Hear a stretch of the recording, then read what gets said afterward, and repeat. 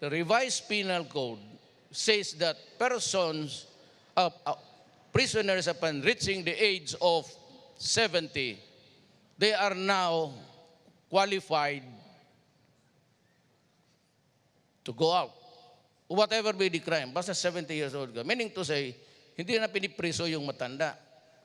Eh ako 70, matapos ako ng pagka-presidente ko, nakapatay ako ng 50,000. I will go out when I'm already 76. Sabihin ko doon sa superintendent, ano yung mag-gawin sa akin dito? Pirituhin mo ako? Katanda-tanda ko na, look at the revised penal code. Sinabi dyan, I'm eligible. I'm now 76. Yung mga kalaban ko nagsasabi na may sakit ako, tingnan mo, mauna yan.